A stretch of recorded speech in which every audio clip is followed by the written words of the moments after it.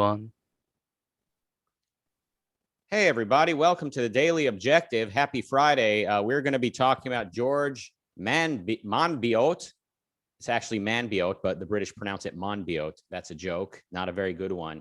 But anyway, let's get started. I'm here with a guy who, if you think Monbiot is a confusing word, wait till you hear his accent. It's Nikos Rucka. Hi, Rucka. Hi, everyone. So George Monbiot is one of the most prominent public intellectuals in the UK. He's been one of the most prominent voice of environmentalism, and also he's famous for his political commentary. So he also does investigative journalism in terms of who is funding a liberal think tank. So it's one of his big things. You'll see why this is important. So he's mostly known for his environmentalism commentary, his attacks on neoliberalism. We'll discuss what this is. And also for his campaign for the voices of freedom to be same as receiving dark money. So this is who he is. And we're going to watch his latest video. He's been quite active lately with the idea that the UK government is now taken over by some radicals.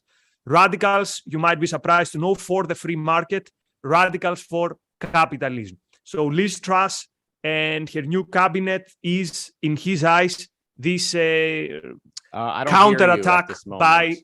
Sorry? And you're frozen. So as Nikos was saying, this person is quite prominent in England. He's an intellectual. I watched the video that we're about to review and turning. Oh, there we go. Are you back? I was always here. Anyway, okay. My internet connection is unstable, it says. You know what? My Wi-Fi actually cut out completely yesterday, so we might lose me. The good news is I hardly know anything about this guy, so it's not like much value will be lost. Okay, so let's watch his latest clip and let's go through his claims and let's see what we have to say about it. You could see it as an experiment. What happens when the neoliberal ultras take over a government and get everything they want? The pound tanks, the economy collapses, everything goes to shit almost overnight. Welcome to Oligarch Island. Liz Truss is the oligarch's prime minister. She's a kind of Manchurian candidate put in place by these dark money... Okay, so pause. Okay, already in the first 5 seconds, what have we heard? That the UK economy collapsed because these radicals took over. First of all, the idea that the UK economy collapsed is very inaccurate, but also she's the Manchurian candidate and she's the candidate of oligarchs. These are words that should not come out from someone who takes himself seriously as a public intellectual. This is Alex Jones stuff. This is conspiracy theory, plain and simple. Is there any evidence that she's the oligarch's prime minister? Is there any evidence she's like a Manchurian candidate? So already, and notice this, you'll see also in the video. So we have this apocalyptic atmosphere already, that there are these dark forces that have as puppet masters that they are playing UK policy. So this is textbook propaganda, and I would say this is textbook conspiracy theory. So not propaganda is okay, bad propaganda. Let's go on. All right. Oh, sorry, Rucka, have you got anything? Well, just like the way the lobby system is set up, it's like everyone's constantly guilty of everything. Like everyone's guilty of corruption in a lobby system. And in a non-capitalist system, the government is doing somebody a favor at the expense of somebody else at all times. So yeah, if Liz Truss in some way represents the interest of the wealthy or of big business more than other politicians, then she's therefore in their pocket and she's corrupt and she's a Manchurian candidate and they're puppet masters, forgetting the fact that unions, welfare recipients, I don't know, you name it, foreign lobbyists, every other lobbyist is playing the same game. So you can always point at one of them and say, oh, this lobby over here is running the whole show, but that's not really the way it works.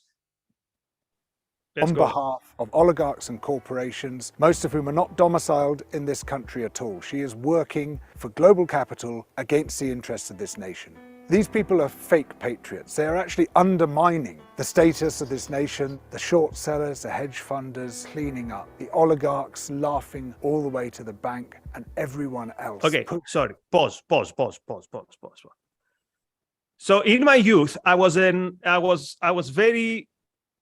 I was another consumer of Soviet films. I like the 20s, 30s, like the real stuff, Stalinist films.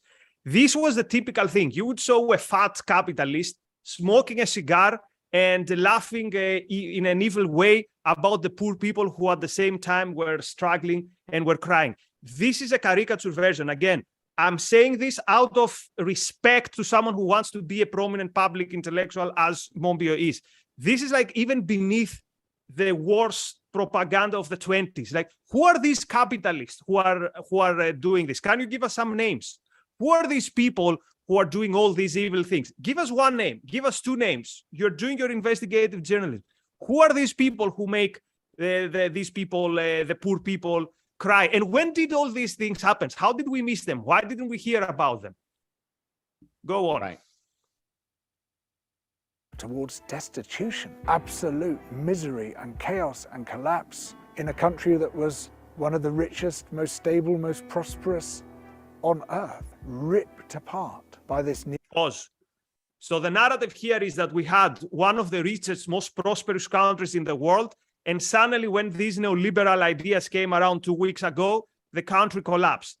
So the question is, what made the UK one of the most prosperous countries and one of the most advanced economies in Europe? And it's actually these ideas that George Monbiot hates. Because before Thatcher, the UK was the Greece of the North. In the 60s and the 70s, the UK economy was the problematic economy of Europe. And Thatcher came along and this changed. I'm sorry, George Monbiot, but this is actually the case. So you got these things wrong. Also notice that for Monbiot, nothing happened in the last 3 years. No lockdown, no crazy spending, no furlough money, no on and off in the economy. Everything that can explain the turbulence of the economy these days is that 2 weeks ago, some neoliberals came over. Neoliberal experiment. Liz Truss and Kwasi Kwarteng are members of an extreme cult called neoliberalism. When this cult first started to be developed in the late 1930s, it was regarded as just... Sorry. An extreme cult. A cult is a quasi-religious group with people who believe some weird theories around a leader. Where is this cult? How can I join? What is the evidence of quote neoliberalism is a cult? By the way, notice that he doesn't even define neoliberalism. And the way for him to attack it is to portray it as a cult. And supposedly it came around in the 30s. By whom? Where? Is he talking about the German order liberals? These came a bit earlier. Is he talking about Mises? Is he talking about Hayek? So what is this cult that he's talking about? We're not going to find out. Let's go. Completely fringe, marginal, no one paid it much attention. But then it started receiving serious money from some of the richest people on earth. And it started being championed by those rich people's media. They began... Okay, wait. What's this zombie guy supposed to imply? That the zombies are sending them, are behind this? Who are these rich people who are funding neoliberals, and why is ARCUK not in their payroll? Notice also that supposedly the media of these rich people were pushing forward these neoliberal ideas. By the way, we're talking about the same time that Ayn Rand was rejected by publisher after publisher after publisher in a book that was against the Soviet Union and in a book that was attacking collectivism. So all these things happen only in Monbiot's fantasy, that in the 30s, supposedly this cult came around. Again, he's probably talking about the ordo liberals. These were some German economists. These were a group that tried to bridge classical liberalism with a welfare state. So we would be opposing these people, saying these people are not the real deal. Or maybe again he's talking about Mises and Hayek. Who are these people who were funding Mises and Hayek? Mises and Hayek at that point were way less prominent than they should be quo economists. And of course, they were nowhere in the media. So up to this point, what we've heard is wrong, so as not to say something else. Let's go. push it, until eventually it became the water in which we swim, or to be more accurate, the sewage in which we drown. Neoliberalism became so much a part of our political lives that we no longer even recognize it as being a distinct thing. Neoliberalism has been the dominant ideology in this country for the past 40 years, since Mrs. Thatcher came to power, and Blair saw himself as inheriting Thatcher's mantle. He slightly modified some of... Time out. So what we hear here is that Margaret Thatcher came with an ideology that was true, and this has been the dominant ideology of the last 40 years. The dominant ideology in the UK in the last 40 years is the nanny state, is more and more intervention by the state in the lives of individuals, is more and more this religious status of the NHS, of the National Healthcare System. No party is even dreaming of touching the sacred cow, which is the NHS. If this sounds to you as the dominance or the hegemony of neoliberalism, I have no idea what to tell you. So let's go on. Of its more extreme elements. You shrink the state, you transfer public services to the private sector, try to prevent trade unions from exercising power, and you switch our perceptions of ourselves from being citizens to being consumers. The market... Time out. So people, those of you who've lived in the UK in the last 4 decades, this is what you got. Like, you go to school, you go to university, and everyone is talking to you about individualism, about capitalism, about consumerism. It's the exact opposite. It's all the time you hear about how we live in this consumerist society, that capitalism is bad. Every politician, they make sure that they say, oh, no, we don't believe in the market too much. It's good sometimes, but not too good. So again, I have no idea in which country Monbiot sees these things. I would like to go and live to that country, but living in the UK for 16 years, I didn't see any of this. But we're going to talk about the think tanks in a while. Rucka, any comments? I think I don't want to monopolize the discussion. I mean, like, as he's going through all this, I'm just thinking about how, like, we're reaching a new low in the culture where, like, political discourse is just pure BS. Like, there's no even regard for truth. It's like, it's worse than a lie. It's just like, it's like they're showing you these pictures of zombies, and it's like kind of a joke, but kind of not. And like, no one really knows who's joking when. So the guy, he's being theatric. He's saying stuff with no evidence. He kind of knows that we know he's kind of winking and sort of, I don't know. This comes off a little bit tongue in cheek to me, but at the same time, it's like he does mean it, and people are acting as though they agree with it, or they're going. That's the hope he's going for. It's a new low, and this reminds me of what I know about Russian politics. They just kind of, like, everyone knows Putin is lying to them. But like, they all kind of like have this unspoken agreement to play pretend. But I don't want to digress. You want to continue the video? Must take precedence over politics, which means money takes precedence over democracy. And the people with the money, the oligarchs, the billionaires, are the people who are effectively put in charge. And while it's been this pervasive... Okay, sorry. Any example that a billionaire or a big business in the UK had their way in dictating policy? Give us just one example so that we have something on the table. One thing. You're gonna find nothing. Let's go on. In this country for 40 years, Truss and Kwarteng are the most extreme advocates of neoliberalism that we've ever had. We are the most extreme, anyway. They've been schooled by the dark money neoliberal think tanks, organizations such as the Institute of Economic Affairs, the Adam Smith Institute, the Taxpayers Alliance, some of which go back to the very foundations of neoliberalism and were the organizations that were funded in the first instance by these immensely rich people, and turned this from being a fringe cult to a mainstream political organization. Both Truss and Kwarteng let's pause it there. Yeah, so I agree with you, Nikos, and you keep saying it's like, where is this? I need to check something on Google. I hear you. Continue. Like, where is this England that he's describing, where capitalism is celebrated and it's prevalent and the education is all about individualism and all that? Like, where is this England? But also, I mean, this... as he's saying this, I'm thinking, like, Well, what about like neoliberalism as an ideology? So if you could remove the zombies and remove the oligarchs and just kind of like remove the manipulators behind this, like if you remove the lizard people and the aliens, so just remove all of them. Now let's just actually look at the ideology. What do you think of it? I want to ask him. Like, do you disagree with it? Like, can we maybe these oligarchs are actually manipulating us into accepting an actual good ideology? Because we're not actually talking about what neoliberalism actually is. He's saying it's just like, you know, they've tricked us into following this this belief in neoliberalism. Oh, by the way, he says that these things were around from early on. Mm-hmm. The IEA was founded at some point in the 50s. Adam Smith thinks it was in the 70s. So it doesn't even make sense inherently, this video. But anyway, who cares about facts? Continue. And hold on.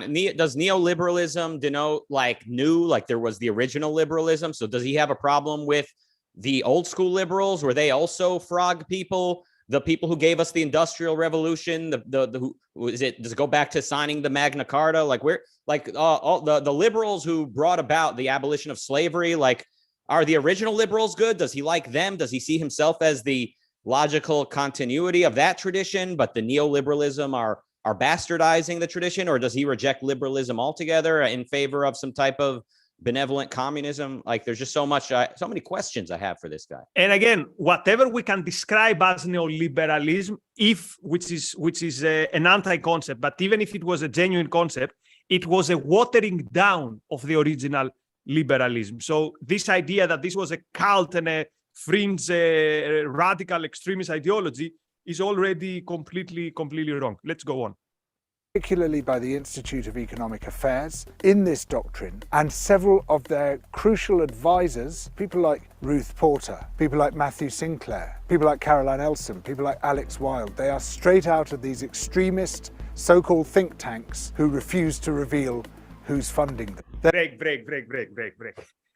So there are 4 people, he's going to also mention Kate Andrews, 5 people who sometimes are on TV and who have made the crime to be in an ocean of status. Some people who whisper something about ideas around freedom and that free markets are not the worst thing in history. So they dare to put these people on TV. And for George Monbiot, this is something which is problematic. Also, what does it mean, these, quote, so-called think tanks? Are they not actually think tanks? What are they? Are they like front groups of terrorists or of, I don't know, kidnappers or of drug dealers? What does it mean, quote, think tanks? So you see, this guy is using propaganda which is almost comical. I'm wondering, who is he? What is his audience? What does he think is the level of his audience who's seeing this and say, oh yeah, that makes sense. Actually, now I'm actually sold. So it's also insulting to the people he wants to address. Unfortunately, we live in a time and place where a lot of people they hear someone's being funded, someone's giving someone else money, like that's inherently corrupt, forgetting the fact that like everything needs to be paid for one way or the other. If someone's going to promote a philosophy, either they need to pay for their, feed themselves in the process, or someone else needs to kind of feed them while they're going out and doing fighting the good fight. He's going to ask for donations at the end of this video, so he's being funded.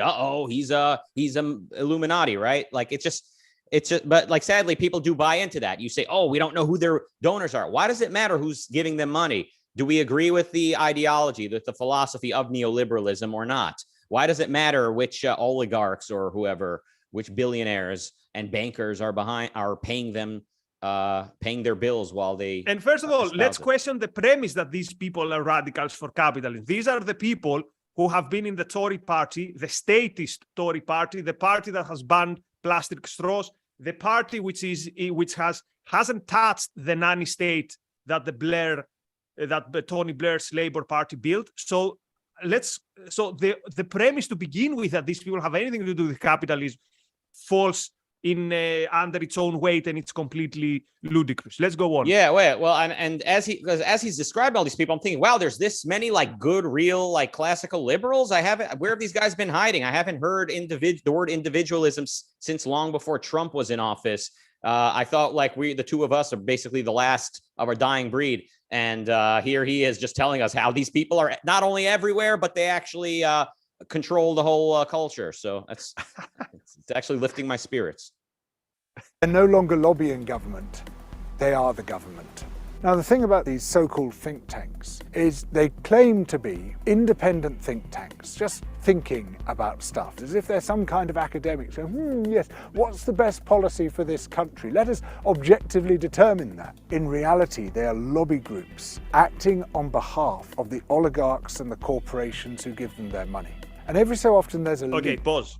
It's Kevin Spacey, was So it? in the world of this guy, these people are guns for hire. So basically, if you go to Mark Littlewood, who is running the Institute of Economic Affairs, or to Eamon Butler, who runs the Adam Smith Institute, and if someone says, here's 1 billion, tomorrow I want you to be a Marxist, they will say, oh, yeah, sure.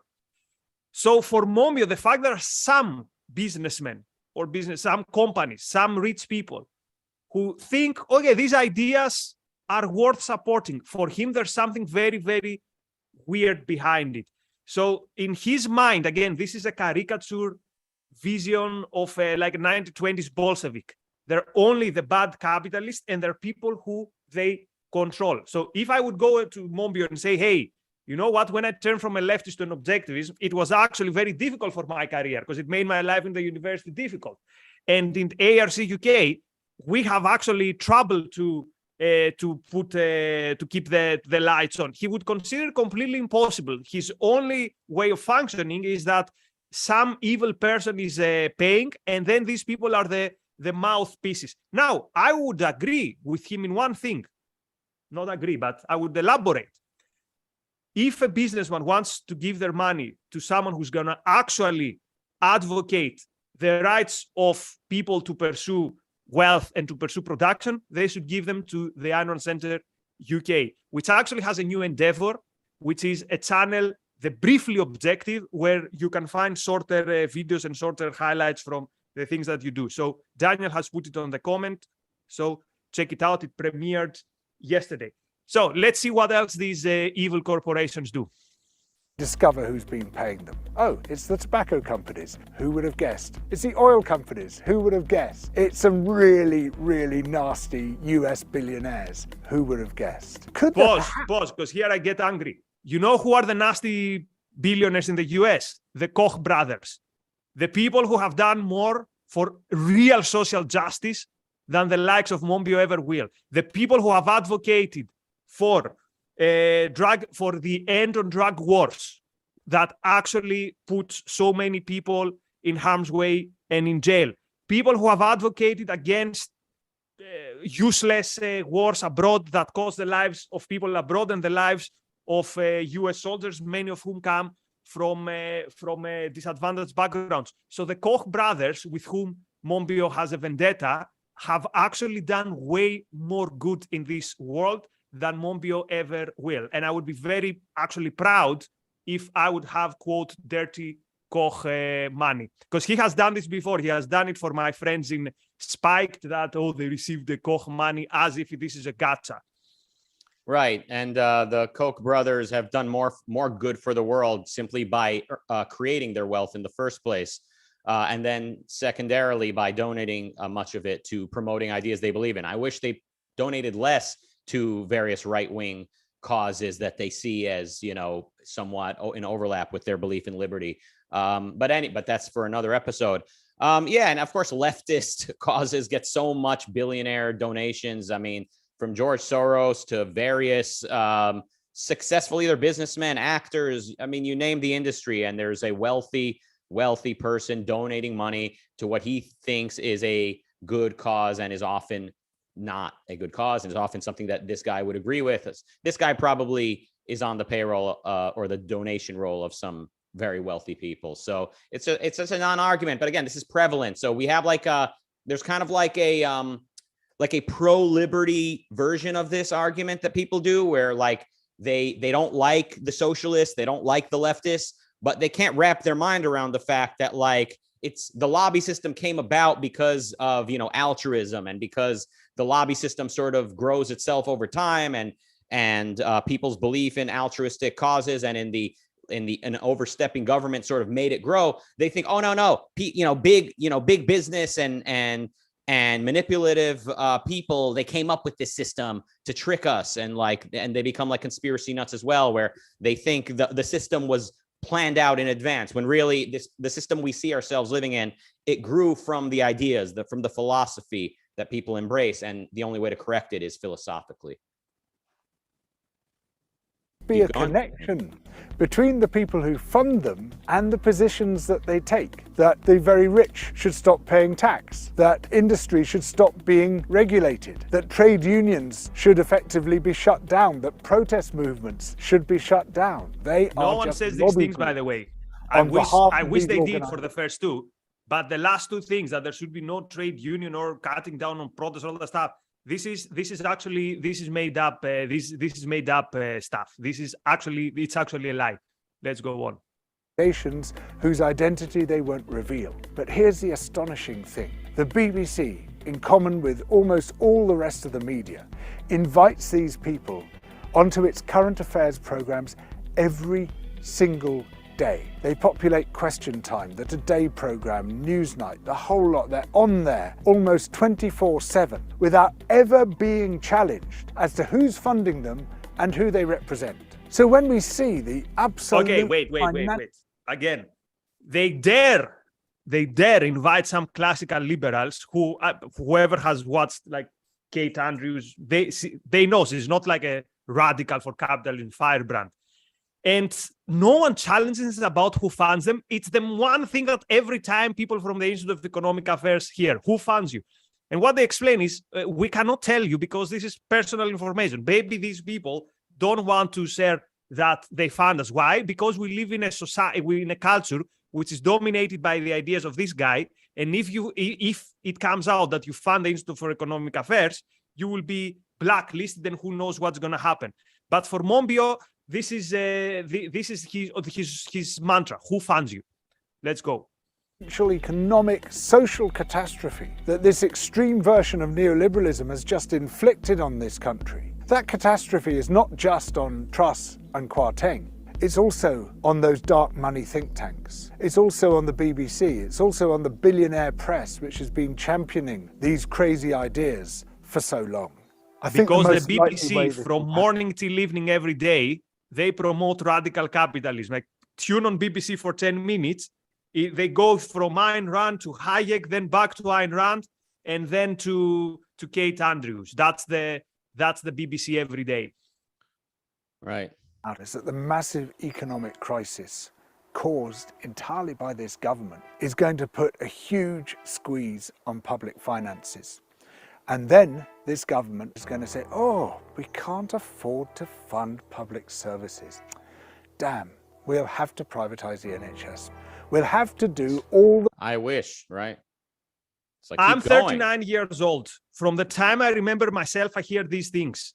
That the right-wing, that the conservative governments, but not only all the governments, want to undermine the public services because at some point they want to sell them to oligarchs or whatever. When will this happen? Because I'm 39 and I haven't seen it yet. So if you think that the Tory party, which made a U-turn, an embarrassing U-turn, when people even within the party told them you cannot cut the taxes of the quote 1%. So this party, which cannot even stand by cutting the percent, this party is supposedly going to privatize the NHS. That's again a joke. That's a conspiracy theory. That's what it is. This has conspiracy theory written all over it. This is the most prominent conspiracy theorist in politics in the UK. They are the likes of other conspiracy theorists, but they're not considered respectable commentators. George Monbiot is a respectable commentator, and here we see him pushing a conspiracy theory. Let's go. The things they've always wanted to do: destroy the administrative state, privatize everything, rip down public services, rip down public protections, and they'll be able to say, and this time they'll have a justification for it, there's no money, we can't afford it. And why is there no money? Because they squandered that money on giving it away to the richest people, on giving it away to the energy companies. Pause. So, if the state comes and puts a gun against your head and says, give me away 60% of your wealth, And then it comes and say, you know what, just give away 50% of your wealth and you can keep this 10%. In George Monbiot's moral universe, this is the rich stealing from someone. You keeping the money you have produced. In his moral universe is that you steal them from the poor. Companies on tanking the pound, on tanking our economy. I see this program as being as dangerous politically as it is economically and socially. For the 30 years following the Second World War, governments everywhere recognized that to prevent the resurgence of fascism, you had to ensure that people's needs were met. You had to ensure that people had economic security. Wait. So to prevent fascism, we have to make sure that the state makes sure that all the citizens have security. Right. We need a new world order. Yeah, it's so like by fascism, I guess he means like authoritarian, like rabble rousing, riling up everyone against a little group of people. Maybe that like so expansion, you know, invading neighbors. Maybe like he means to prevent that from happening, we need to have like the local sort of seemingly benign elements of fascism, which is the state controls everything or, you know, provides everything to everyone. So they're basically controlling everything. Insofar by as the way, requires that. Sorry, Rucka, the way he's othering, the way he's stereotyping the rich, there's something very, very dark in it. So if you want to find fascists used by dark regimes, this is one. You portray a group as evil and you completely dehumanizing. And this is what George Monbiot is doing to the capitalist class, or however you want to call it. Let's go. If they fell out of work, they wouldn't starve, they wouldn't become destitute. You had to ensure that there were good public services so that people's need for health, for education, for all the other things which make for a good life were there. And governments knew that if those things were in place, people would not succumb to the siren call of fascism. And fascism plays on people's desperation. But then, with the advance of neoliberalism and its adoption by Thatcher, by Reagan, and then by their many imitators around the world, that lesson was forgotten. And they ripped apart the social safety net. They ripped apart... When did they rip apart the social safety net? When did this happen? How exactly did this happen? How does this look like? Because again, this is a big claim. They've ripped apart the social safety net. If we see expenses in the UK for the welfare state, they go like that. They keep going up. If you believe Monbiot, you'd think they would go down. So is there any evidence about the things that he's saying? But I think we've already covered this. And now that process is accelerating greatly. And the great danger when that happens is that the fascists come back. And the fascists say, we're the new broom, we'll sort everything out, we'll sweep away the corruption, we'll solve these intractable problems. Of course, that's another lie, because there is no fascist movement ever which has not been supported by the oligarchs, but it pretends otherwise. It pretends it's going to save us from the very... So you see people, now these people who fund the Institute of Economic Affairs, they're now going to fund the fascists. This is such BS. Even historically, this idea that the capitalist class supported Hitler. They were capitalists who find ways to survive under any system, and they supported the Nazis. And this was horrible. I mean, if you are an industrialist in a country that is taken over by National Socialists, I think you should pack up and leave. But the fact that some people did this, the idea that this means that this class supported fascism. So let me ask you another question, Mr. Monbiot. The fact that some industrialists basically helped Soviet Union industrialize, does this mean that these industrialists were behind communism? Does this mean that these industrialists kind of pushed communism? So this argument, again, is historically doesn't make sense. And notice how we went from the bad, evil lizard men who now fund the, quote, think tanks of classical liberalism. Just like that, they're gonna turn and support fascism. Is this the argument? I didn't even get it. By the way, the UK is the one country that hasn't got a major right-wing populist party. So even empirically, his evidence his claim doesn't make sense. Let's go. And he's using the word oligarch interchangeably with just like businessmen, like anyone who has money is just some big parasite, just living off sucking the money out of everyone else and the life out of everyone. And they just thrive on blowing up hospitals and watching people starve.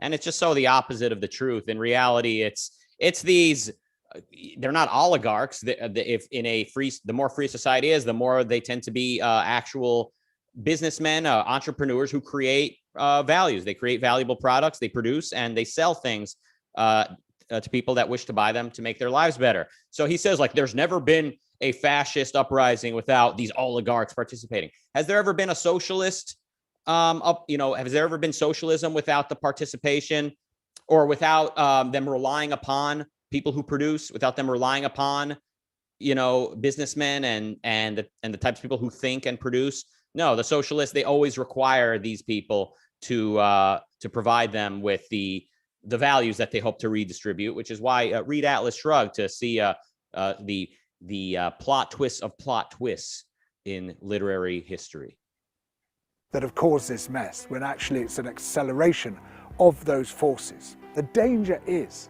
that if you don't have real and workable alternatives, then people are going to look around and they're going to turn to an anti-politics. And that anti-politics is most clearly represented by fascism. And this is why Labour has to step up.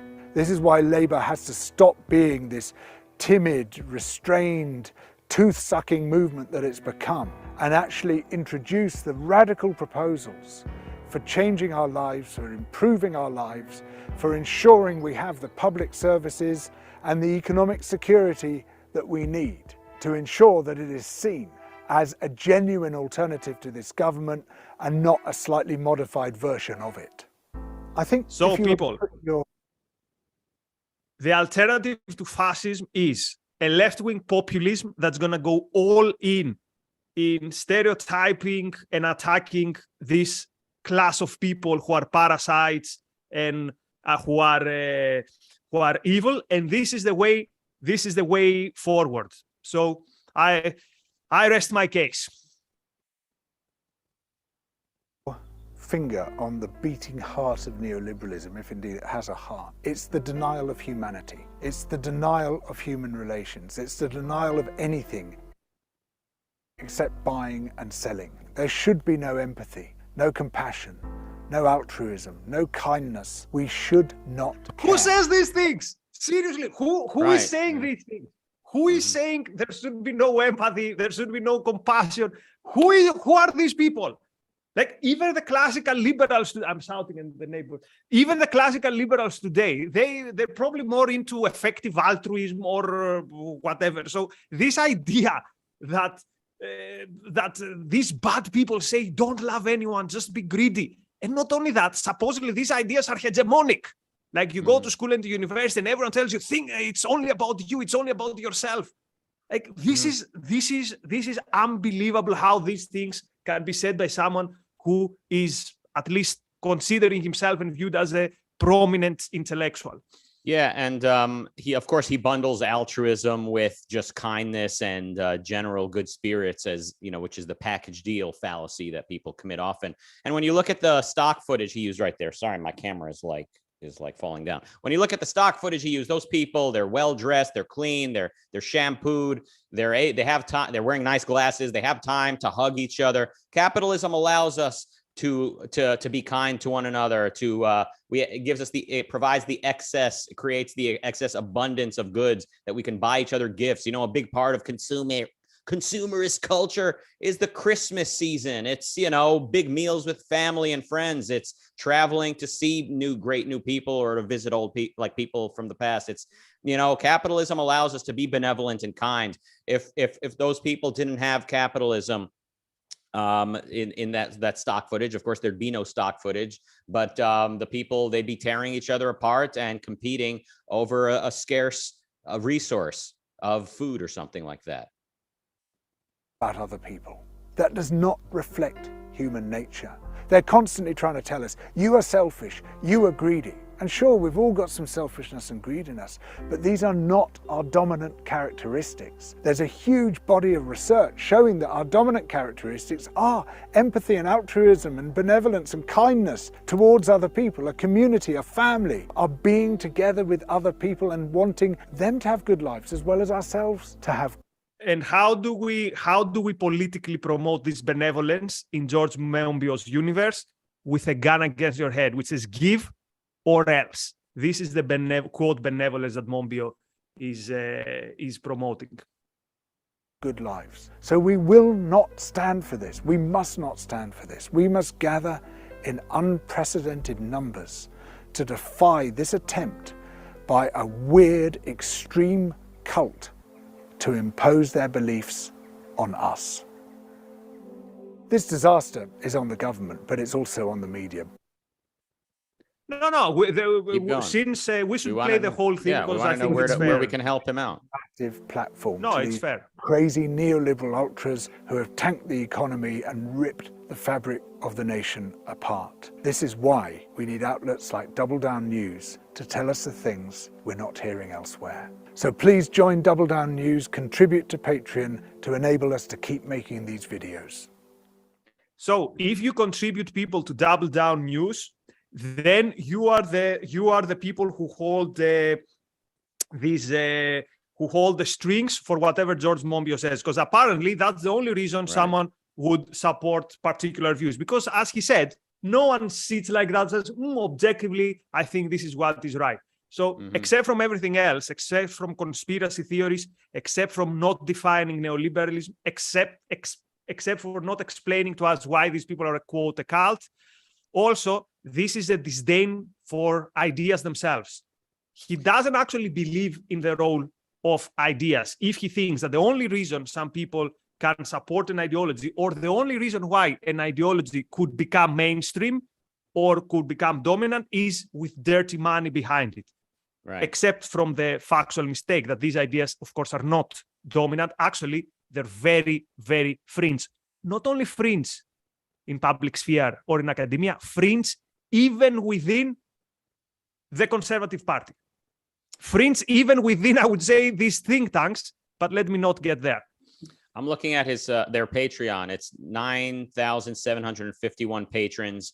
He doesn't disclose how much they're making, how much money. Why are they so secretive? I thought people who won't disclose are up to no good. So the lowest possible amount you could donate is $3 per month. So even if all 9,500 people are only donating 3,000, that's $9,700 times 3 a month.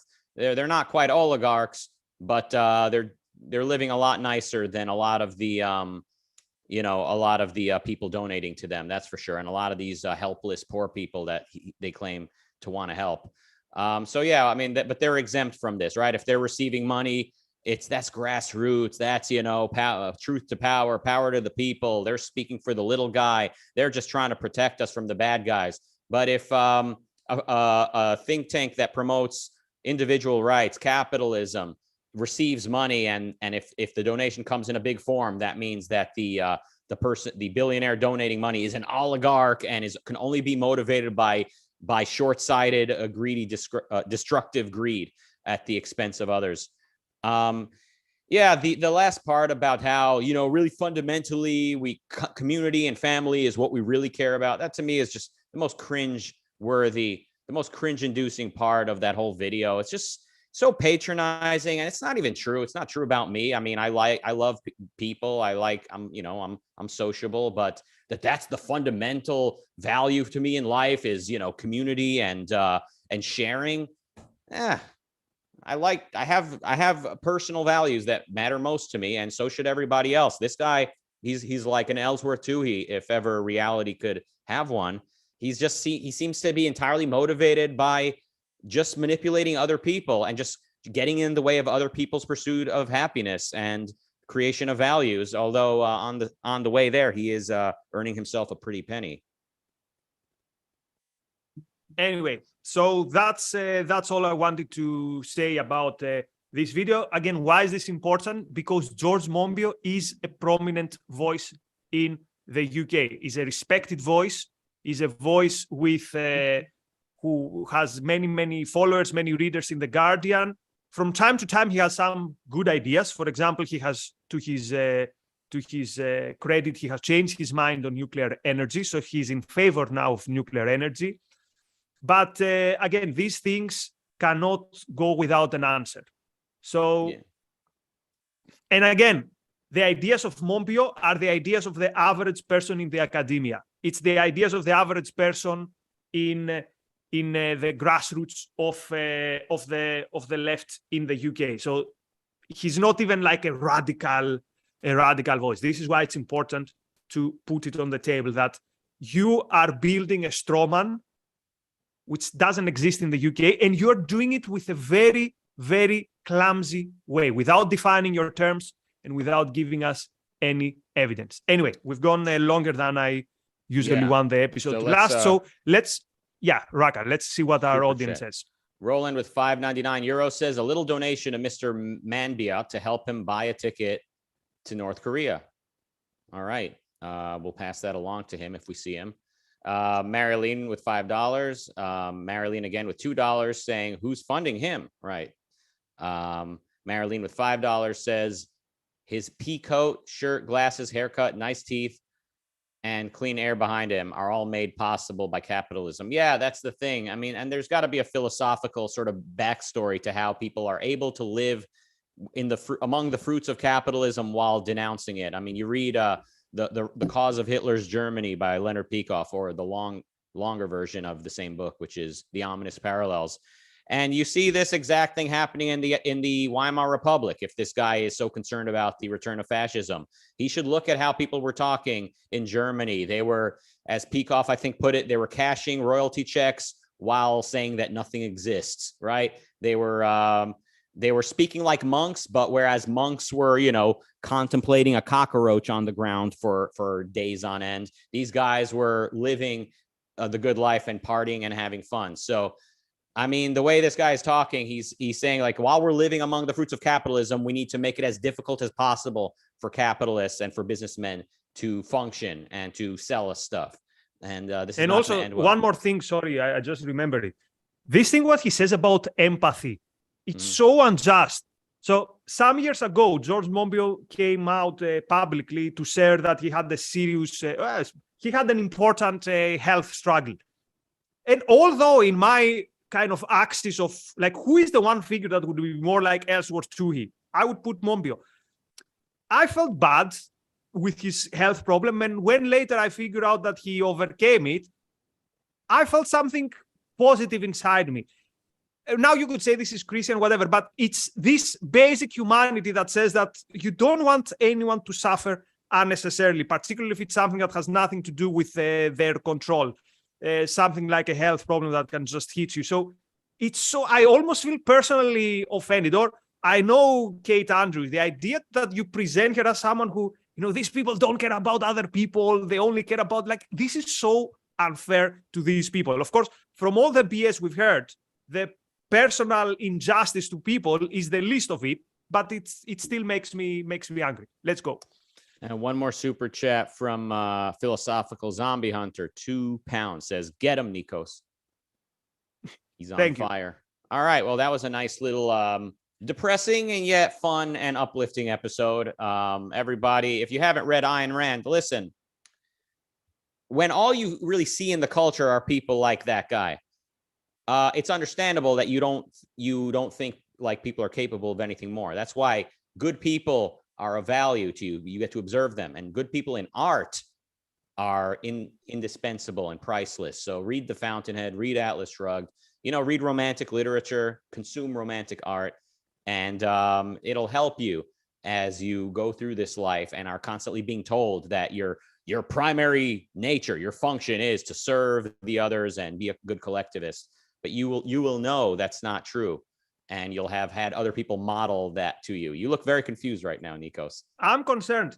Did I mention that I was happy because he overcame the health problem? Because if I jumped from, he said he had a health problem and then I was happy, it might sound like, anyway, so it had a happy end. That's why I was happy. And it's kind of this benevolence that you have to any other person. If you love yourself, if you love your life, even if someone like Monbiot goes through a trouble, you have this almost instinctive thing that says, I love my life, so I want other people to do well. And it's exactly the opposite from what he said. And I'm still angry about that. So that's why I sounded confused. But anyway, I hope it became clear what I said. And I'm sure there's going to be some objects to say, no, you shouldn't be happy because he should suffer. But sorry, I cannot think like that. I cannot be happy with someone else's unchosen and unjust suffering. So anyway, I was just thinking about very defensive there against the criticism that nobody was voicing. You're starting to sound a little bit like that Mr. Paranoid we just watched, talking about. I have internal dialogues in the culture that nobody is saying. Yeah. All right. Well, good times. Everyone have a wonderful weekend. Coming up at 7 p.m. UK time, it's Finance Friday with Jim Brown on why the pound got pounded. And that's coming up in 10 minutes. So thank you all for joining us today. Apologies for my weak internet. I'm not happy about it. But at least the good news is that here comes the weekend and there's no show until Monday. All right. But yeah, coming up a few minutes, it's Jim Brown. You're going to want to catch that. Thanks, Nikos. And catch out also the new channel, The Briefly Objective. The Briefly Objective. New stuff. You're going to like this. All right. Goodbye.